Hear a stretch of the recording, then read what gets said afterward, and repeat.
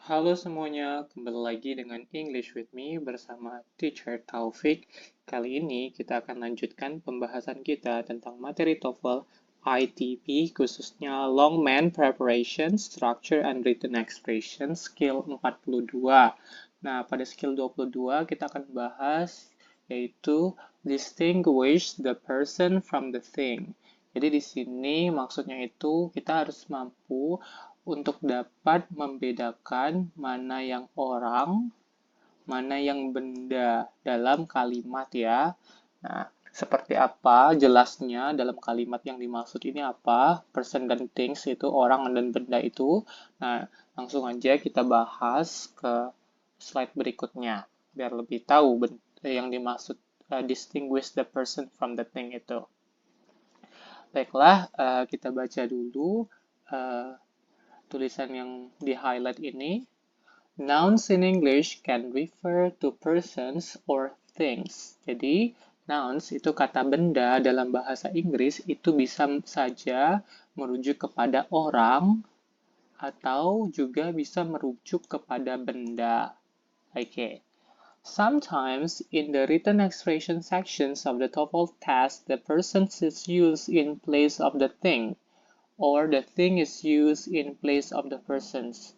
Nah, ini maksudnya terkadang dalam ujian TOEFL, khususnya itu bagian written expression-nya, written expression section-nya, ini orang, persons itu kadang itu sengaja dibuat di dalam atau pada posisi benda. Jadi seharusnya itu harusnya kata bendanya itu merujuk kepada orang atau benda malah ditukar kepada benda atau orang ya, atau sebaliknya or the thing is used in place of the persons, atau harusnya itu orang tapi malah merujuk kepada benda. Oke. Oke, coba kita lihat contoh kalimatnya agar lebih paham yang dimaksud menggunakan kata benda untuk orang di posisi kata benda yang harusnya untuk benda itu. Bagaimana ya? Kita lihat contohnya. Di sini sudah ada contoh. Yang pertama, oke, kita baca dulu. Ralph Nader is an authorization in the field of consumer affairs. Nah, di sini ada namanya Ralph Nader. Oke, ini adalah nama orang ya, nama orang. Berarti ini merujuk kepada person atau kita tulis sebagai P ya, persons. Oke, di sini terus dilanjutin. Adalah harusnya Ralph Nader itu adalah seorang gitu kan. Nah, di sini authorization. Authorization bukanlah orang, tapi ini adalah merujuk kepada benda. Kata benda yang merujuk kepada benda, bukan kata benda yang merujuk kepada orang ya.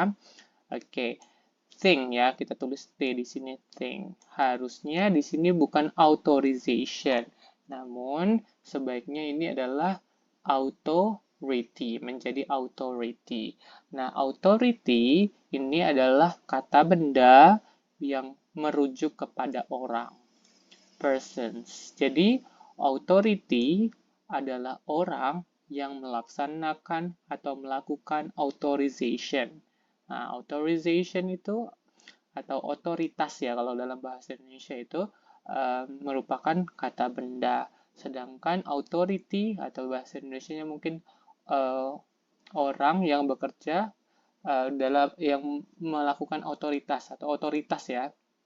Nah, itu merujuk kepada orang. Jadi, karena di sini adalah Ralph Nader, ini adalah orang, harusnya ini dia harus merujuk kepada orang juga, bukan benda. Jadi, kalimatnya akan lebih baik dan tepat apabila seperti ini. Ralph Nader is an authority in the field of consumer affairs ya. Oke, jadi perlu diketahui juga bahwa masalah itu atau kesalahan dalam written expression atau bagian written expression pada TOEFL test itu tidak selalu pada masalah grammarnya ya, maksudnya tidak selalu dalam masalah tensesnya atau dalam bentuk masalah adjective clause ataupun konektor, tapi terkadang juga bisa juga mencakup pada masalah kata benda, harusnya kata bendanya itu merujuk kepada orang, malah kata bendanya merujuk kepada benda, atau seperti ini tadi harusnya dia authority pakai bukan authorization. Oke, kita lanjut ke contoh berikutnya. There are many job opportunities in accountant. Nah, di sini ada many job opportunities. Nah, job opportunities ini adalah frase kata benda yang merujuk kepada benda. Kita tulis things di sini ya, benda. Job opportunities atau kesempatan pekerjaan, job opportunities. Oke, there are many job opportunities. Nah, harusnya ini merujuk kepada benda kan? Jadi di sini harusnya bukan accountant. Kalau accountant adalah kata benda yang merujuk kepada orang. Di sini kita tulis P, person. Oke, jadi apa sebenarnya yang lebih tepat? Yang lebih tepat itu adalah accounting. Ya, accounting ini kata benda yang merujuk kepada benda. Kita tulis sini T, things ya, benda. Oke, jadi kalimatnya akan lebih tepat seperti ini. There are many job opportunities in accounting. Bukan in accountant. Accountant merupakan orang yang melakukan akunting atau disebut juga akuntan ya. Oke, jadi akuntan adalah seseorang yang melakukan akuntansi, perhitungan akuntansi ya. Accounting itu kalau di Indonesia ini mungkin bahasanya lebih tepat tuh akuntansi ya. Sedangkan akuntansi itu merujuk benda, accountant merujuk kepada orangnya. Jadi karena di depan kalimatnya, sebelum kalimatnya ini ada benda, berarti dia harus merujuk ke benda, bukan ke orangnya. Baiklah, kita lihat slide berikutnya. Oke, di sini ada persons or things. Nah, jadi kita harus bisa mana kata benda yang merujuk kepada orang, mana kata benda yang merujuk kepada things, benda. Oke, number one, kita lihat di sini. It is common to confuse the persons with a thing in the written expression section of the TOEFL test. Jadi cukup lazim ya, cukup umum terjadi dan membuat kita bingung membuat kita bingung persons with a thing, membingungkan antara persons dan benda dalam tes. Jadi maksudnya itu lazim kita tuh bingung ini sebenarnya merujuk kepada orang atau benda dalam ujian TOEFL test. Here bagian written expression ya. Jadi mungkin dalam tes mungkin kita lihat ada kata benda, kita bingung nih apakah kata bendanya ini merujuk kepada orang atau benda. Oke. Jadi sebab itu kita harus tahu ya jenis-jenis kata benda yang memang itu merujuk kepada orang atau benda. Oke, kita lihat ke number 2. This type of question generally appears near the end of the written expression section. Nah, dikasih tahu sama dia, jenis pertanyaan seperti ini umumnya muncul di bagian-bagian terakhir dari written expression. Berarti kalau di written expression itu udah mau nomor terakhir-terakhiran, biasanya udah ada contoh jenis soal seperti ini. Yang harusnya kata bendanya itu merujuk kepada orang, kita malah di tes itu dia merujuk kepada benda. Jadi kemungkinan besar itulah kesalahannya, dan itulah jawabannya. Baiklah, mungkin lebih paham lagi, kita langsung latihan soal ya. Oke, seperti biasa, here we have exercise 42. In exercise 42, some of the following sentences contain incorrect use, persons, or things. Jadi beberapa kalimat berikut ini berisikan penggunaan orang atau menggunakan orang atau benda secara tidak tepat, incorrectly. Circle the incorrectly used words. Jadi dia minta lingkari mana kata yang sebenarnya itu digunakan secara tidak tepat, then indicate if the sentence are correct with C or incorrect with I ya. Kalau kalimatnya benar dengan C, kalau kalimatnya salah dengan huruf I ya, seperti biasa. Okay, let's see number 1 here. In the evening, he relaxes in front of the fire and writes long poets, ya, long poets. Oke, di sini kita lihat dulu. Dia ini adalah kata bendanya itu adalah orang atau benda. Di sini kita ada he ya. He ini artinya dia.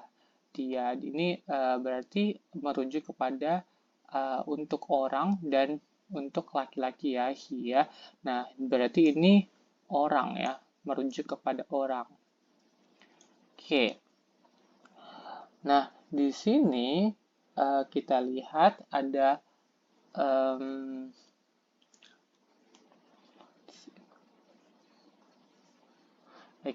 ada poets. Poets ini juga merujuk kepada orang. Nah, walaupun ini sama-sama orang, tapi belum tentu benar ya. Oke, jadi ini salah ya. Poets ini salah. Seharusnya kita ubah menjadi benda. Nah, kenapa seperti itu? Oke, harusnya kita ubah jadi benda. Apa bendanya? Poems. Oke, kenapa seperti itu? Karena memang ini merujuk kepada orang sebagai subjeknya, tapi maknanya itu meminta agar itu menjadi benda. Misalnya, kalau kita artiin, pada malam hari dia santai di depan api dan menulis panjang puisi yang panjang. Oke, jadi di sini artinya puisi, bukanlah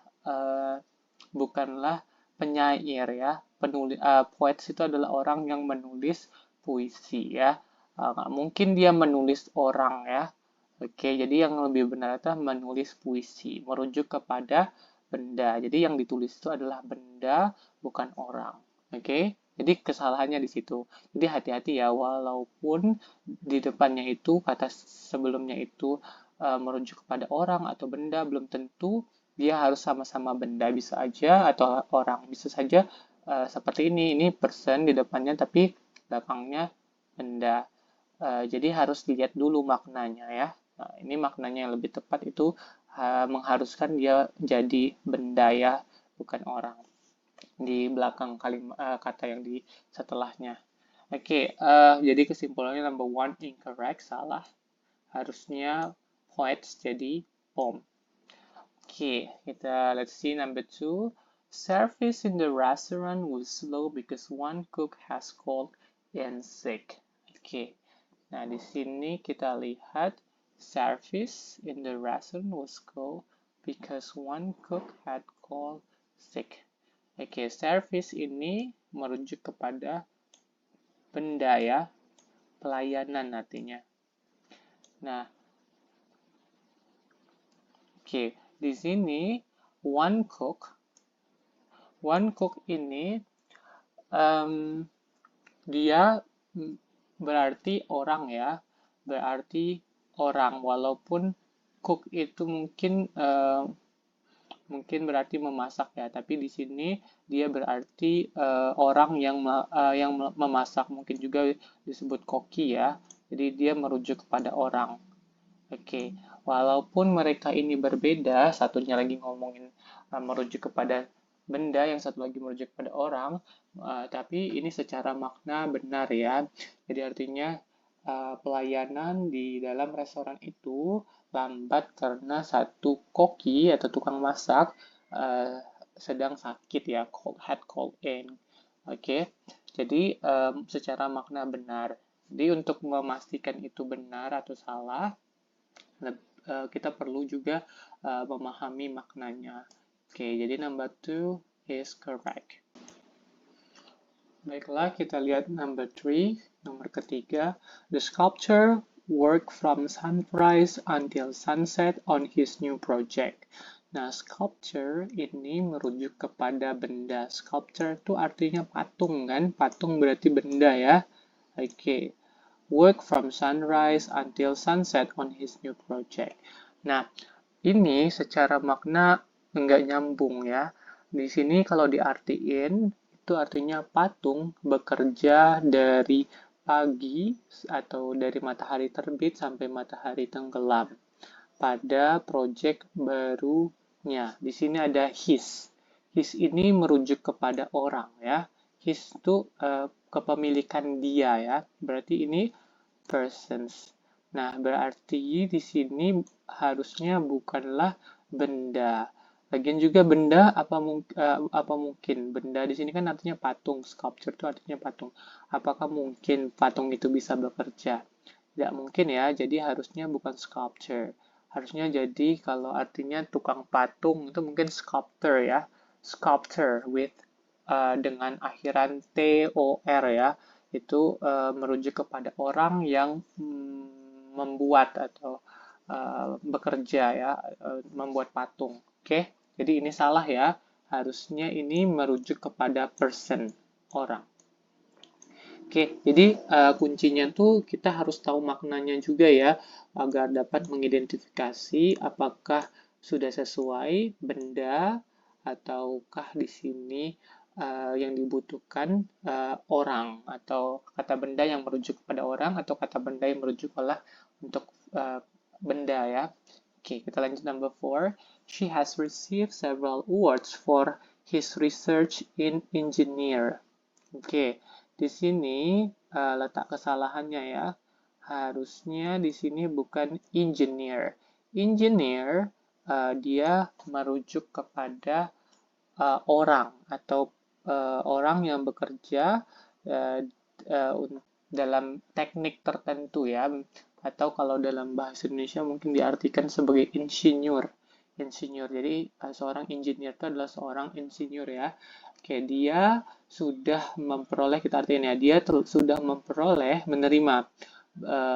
menerima beberapa penghargaan untuk riset dia di insinyur. Nggak nyambung kan? Insinyur harusnya di engineering. Engineering itu merujuk kepada bidang ilmu teknik tertentu ya. Bidang ilmu teknik ya. Oke, bisa aja teknik kimia, teknik sipil, dan lain sebagainya. Jadi di sini harusnya bukan person. Ini person ya. Engineer itu adalah orangnya. Oke, yang lulus dari fakultas teknik biasanya disebut engineer. Oke, harusnya ini diganti dengan engineering, itu bendanya ya. Jadi nomor 1 salah. Kuncinya ini kita harus tahu artinya juga ya untuk tipe soal seperti ini. Agar kita tahu yang dimintanya itu orang atau benda. Oke, number 5. The Economist radicals views were printed in a column in the Sunday newspaper. Oke. Di sini kita punya economist. Economist ini adalah ahli ekonomi ya, orang yang ahli di bidang ilmu ekonomi. Berarti dia kata benda yang merujuk kepada orang ya. Ini orang, ahli ekonomi. Jadi dan ini secara makna udah sesuai ya. Jadi pandangan radikal ahli ekonomi ditulis atau dicetak di dalam sebuah kolom di surat kabar Sunday ya. Oke, jadi ini benar ya. Sangat mungkin bahwa pandangan atau pendapat seorang ekonom atau orang ahli ekonomi itu dituliskan di dalam sebuah kolom di dalam surat kabar. Jadi itu normal dan itu terjadi dan nyambung, logis. Jadi kesimpulannya benar ya. Oke, sudah benar merujuk kepada orang. Oke, ini salah ya. Tulisannya harusnya person. Oke, bukan things, person. Oke, kita lanjut ke nomor 6. You must have remarkable looks to work as a model for Vogue. Oke. Kita lihat di sini ada remarkable looks model. Ya, ini udah pas ya. Karena kalau kita artiin dia sudah logis dan sesuai, yang artinya itu kamu harus memiliki penampilan yang remarkable, yang menarik, yang bagus gitu ya. Remarkable untuk bekerja to work as a model for Vogue. Jadi untuk bekerja sebagai model Vogue ya. Jadi ini nyambung tapi kita tandain di sini ya ada model. Model ini model. Model ini merujuk kepada kata benda yang merujuk kepada orang ya, person. Remarkable looks. Nah, looks ini penampilan, berarti ini benda ya, merujuk kepada benda. Walaupun di sini benda, di sini orang mungkin sekali. Jadi untuk memastikannya apakah sudah benar ini benda merujuk kepada benda atau orang itu secara harus tahu maknanya ya. Oke, kita harus tahu, kita cek artinya ya. Kita cari tahu apakah artinya ini logis atau tidak. Jadi kesimpulannya number 6 is correct. Okay, let's see number 7. He had several critics to offer about the new play. Nah, di sini ada several critics. Ini kata benda. Merujuk ke orang apa? Benda. Ya, ini merujuk kepada orang. Critics itu kalau diartikan itu adalah orang yang mengkritik atau disebut kritikus ya. Oke, offer about the new play. Play ini adalah benda juga ya, merujuk kepada benda. Oke, things ya. Oke, play itu bisa juga merujuk kepada seperti drama yang ditampilkan itu ya. Oke, critics di sini walaupun ini orang dan ini lagi ngomongin orang he ya, tapi bukan belum tentu harus sesuai juga di sini orang ya, tapi dia harus dilihat maknanya. Dan secara makna nomor 7 ini kurang tepat kalau dia critics di sini ya. Tapi yang lebih tepat itu dia harusnya merujuk kepada benda, bukan orang. Jadi kalau diartiin dia mempunyai beberapa harusnya criticism, kritik. Jadi kalau kritik seperti ini merujuk kepada orang yang melakukan kritik. Oke, kalau yang bendanya kita maksud kritikan itu ada bahasa Inggrisnya criticisms ya. Oke, to offer about the new play yang artinya dia tuh punya beberapa kritik atau kritikan untuk ditawarkan, diberikan mengenai drama tersebut, drama baru tersebut ya. Jadi bukan kritik, kalau kritik itu orang yang mengkritik, kalau criticism baru kritikan, oke, yang disampaikannya itu. Harusnya ini bukanlah person ya, harusnya dia diubah jadi things. Jadi kesimpulannya number 7 incorrect, salah ya. Oke, sekarang kita lanjutkan ke number 8. Number 8. The gardener worked feverishly after the frost to save as many plants as possible. Oke, di sini ada gardener. Ini merujuk kepada orang ya.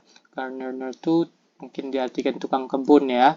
Orang yang bekerja di garden. Oke, jadi secara makna ini sudah tepat ya. Kalau diartiin, tukang kebun bekerja dengan mungkin giat ya, keras, bekerja dengan keras setelah cuaca dingin untuk save itu untuk menyelamatkan tanaman sebanyak mungkin ya. Jadi karena ada cuaca dingin, dia cepat-cepat untuk menyelamatkan tanaman itu ya. Oke, dan ini nyambung ya, sudah nyambung. Oke, kalimatnya logis. Jadi kesimpulannya number 8 correct ya. Nomor 8 benar.